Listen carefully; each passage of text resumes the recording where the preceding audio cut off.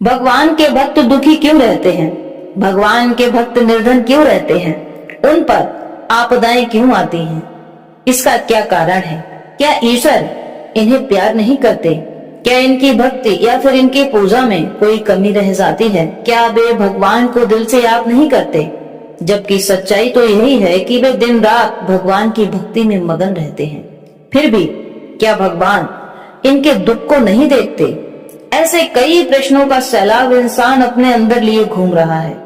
संगत जी, आज का यह वीडियो बड़ा ही ज्ञानवर्धक है। इस वीडियो में आपके कई प्रश्नों के उत्तर आपको मिल जाएंगे। एक बार देव ऋषि नारद ने भगवान विष्णु से यही प्रश्न किया कि हे प्रभु, आपके अधिकतर भक्त निर्धन और दुखी रहते हैं, इसका क्या कारण है? तब भगवान विष्णु कहने लगे कि हे देव ऋषि नारद, मेरी कृपा और महिमा को समझना बड़ा ही कठिन है, लेकिन जिसने मेरे इस रहस्य को समझ लिया वह फिर कभी नहीं पूछता कि मेरे भक्त दुखी क्यों रहते हैं। हे देव ऋषि नारद, यदि आपको अपने इन प्रश्नों का उत्तर चाहिए तो तुम्हें मेरे साथ पृथ्वी लोक पर चलना होगा। भगवान विष्णु की इस प्रकार की बात को सुनकर अब देव ऋषि नारद भगवान विष्णु के साथ पृथ्वी लोक पर चलने के लिए तैयार हो गए। अब भगवान विष्णु और देव ऋषि नारद ने संतों का भेष बनाया और पृथ्वी लोक पर भ्रमण करने के लिए आ गए। कुछ समय बाद भगवान विष्णु और नारद मुनि ने एक धनवान सेठ के घर जाकर उनका दरवाजा खटखटाया। कुछ देर बाद सेठ घर के अंदर से दरवाजे पर आया तो भगवान विष्णु ने उस सेठ से भिक्षा का आग्रह किया और कहा कि हे सज्जन व्यक्ति, आप बहुत पैसे वाले मालूम पड़ते हैं, आपकी कोठी भी बहुत बड़ी है तो आपका दिल भी बड़ा होगा। हम दोनों को बड़े जोरों की भूख लगी है, कृपया आप हमें थोड़ा सा भोजन दे सकते हैं जिसे खाकर हम अपनी भूख शांत कर लें। सेठ जी ने देखा कि द्वार पर दोनों साधु युवावस्था में हैं, हट्टे कट्टे हैं और भीख मांग रहे हैं। यह देखकर सेठ जी एकदम से बिगड़ते हुए अंदाज में बोले, तुम दोनों तो देखने में एकदम स्वस्थ हो, कितना अच्छा शरीर लेकर घूम रहे हो, तुम्हें भोजन मांगते लज्जा नहीं आती? खुद काम क्यों नहीं करते? खुद कमाकर क्यों नहीं खाते? दूसरों की कमाई पर तुम्हारा क्या जोर है? तुम दोनों मेरे द्वार से अभी वापस चले जाओ, किसी और के द्वार पर जाकर भिक्षा मांग लेना। तुम जैसों को खिलाने के लिए मैं नहीं कमाता, खाने का इतना ही शौक है तो अपने शरीर का इस्तेमाल करो। नारद जी को इस धनी व्यक्ति की बातों पर बड़ा क्रोध आया।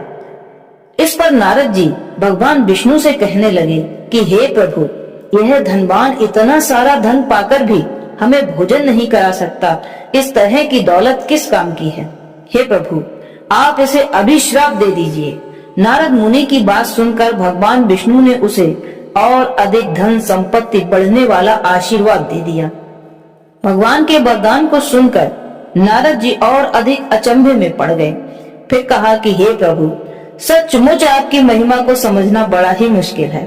अब भगवान विष्णु नारद मुनि को लेकर एक निर्धन बूढ़ी माँ के घर गए, जिसके पास एक छोटी सी झोपड़ी थी जिसमें एक गाय के अलावा और कुछ भी नहीं था। भगवान विष्णु और नारद मुनि उसी झोपड़ी के बाहर दरवाजे पर भिक्षा के लिए आवाज लगाने लगे। बूढ़ी माँ बड़ी खुशी के साथ अपने घर से बाहर आई। दरवाजे पर संतों को देखकर वह बूढ़ी माँ मन ही मन बड़ी प्रसन्न हुई और दोनों संतों को अपने घर के अंदर लेकर आई। फिर दोनों संतों को आसन देकर बिठाया, उन्हें पीने के लिए पानी और दूध लाई। बूढ़ी माँ ने कहा कि हे प्रभु, मेरे पास दूध के अलावा और कुछ भी नहीं है, इसे ही स्वीकार कर लीजिए। भगवान विष्णु और नारद मुनि ने बड़े ही प्रेम से दूध ग्रहण किया। तब नारद मुनि ने भगवान विष्णु से कहा कि हे प्रभु, आपके भक्तों की संसार में कैसी दुर्दशा है, मुझसे तो इस बूढ़ी माँ की दशा देखी नहीं जाती। यह बेचारी आपका दिन रात भजन करती है, अतिथि सत्कार भी जानती है, हमें कितने प्यार से अपनी गाय का दूध ग्रहण करवाया। मेरी इच्छा है आप इसको अच्छा सा आशीर्वाद दे दीजिए जिससे इसके सारे दुख और कष्ट मिट जाएं। संगत जी, नारद मुनि के इतना कहते ही भगवान ने उस बुढ़िया को उसकी गाय मर जाने का आशीर्वाद दे दिया। यह देखकर नारद मुनि खुद को रोक नहीं पाए और बड़े ही गुस्से से भगवान विष्णु से बोले कि हे प्रभु, आपने उस कंजूस सेठ को और अधिक धनवान बना दिया, जिसने आपको न तो भोजन के लिए पूछा न जल ग्रहण करने के लिए पूछा, और जिसने आपका इतना आदर सत्कार किया, आपको अपने बेटे की तरह भोजन कराया। अपनी गाय का दूध पिलाया, आपने उसे ही गाय मर जाने का अभिशाप दे दिया। जिसके दूध से हमारी भूख मिटी, आपने उस गाय को ही मरने का आशीर्वाद दे दिया। हे प्रभु, ये कहाँ का न्याय है? जिसे श्राप देना चाहिए था उसे वरदान देकर आए हो, और जिसे वरदान देना चाहिए था उसे श्राप दे दिया। भगवान विष्णु बोले कि हे देव ऋषि नारद, ये बूढ़ी माँ दिन रात मेरा भजन करती है, मेरा स्मरण करती है, और ये कुछ ही समय बाद मरने वाली है। इसके पास गाय के अलावा और कुछ नहीं है। मृत्यु के समय इसको इस बात की चिंता लगी रहती कि मेरे मरने के बाद मेरी गाय को कोई कसाई न ले जाए, उसे काट न डाले, उसे मार न डाले। मेरी मृत्यु के पश्चात मेरी गाय की सेवा कौन करेगा? इसका पालन पोषण कैसे होगा? उस समय इसको मेरा स्मरण न होकर बस गाय की ही चिंता लगी रहती। इसी के फलस्वरूप यह मेरे धाम पर न जाकर किसी गाय की योनि में चली जाती। हे देव ऋषि नारद, अब बताओ मैंने अच्छा किया या बुरा किया? नारद जी बोले, प्रभु आपने बहुत अच्छा किया, परंतु उस सेठ को अधिक धन माया देकर तो आपने बहुत बुरा किया। मैं आपकी इस बात से संतुष्ट नहीं हूँ। भगवान बोले, नहीं, मैंने उस सेठ को अधिक धन संपदा देकर उसकी मदद नहीं की, बल्कि उसको उसकी करनी का दंड दिया है। अब जब वह सेठ मरेगा तो मरते समय उसको अपने धन और तिजोरी की ही चिंता लगी रहेगी। इसी के कारण उसको अगला जन्म सर्प का मिलेगा और अपनी तिजोरी के नीचे अपने धन पर कुंडली मार कर रात दिन वह सर्प बैठा रहेगा। हे नारद मुनि, इस पृथ्वी लोक पर यही एक नियम खास है, अटल है, अजर है। जिस व्यक्ति का जिस चीज में अधिक लगाव रहेगा उसका जन्म उसी के आधार पर उसे मिलेगा।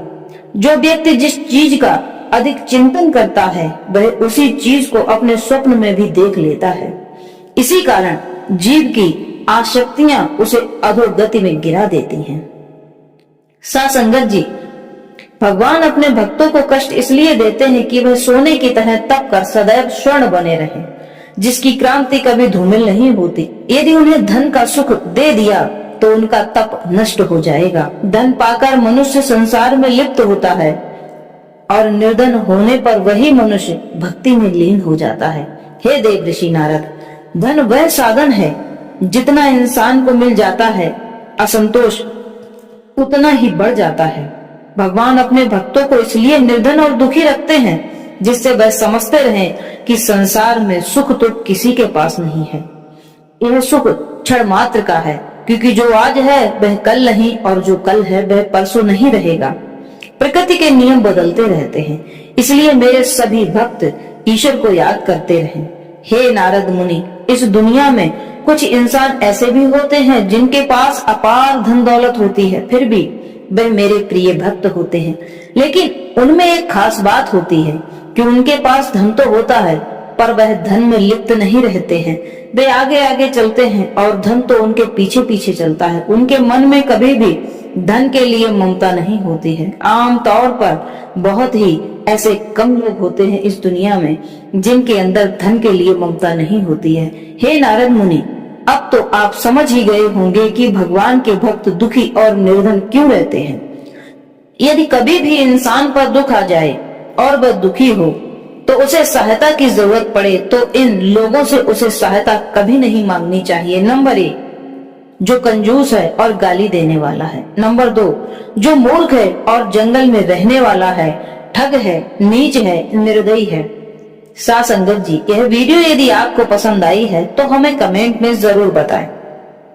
ईश्वर सदैव आप पर अपनी दया, कृपा, अनुकंपा बनाए।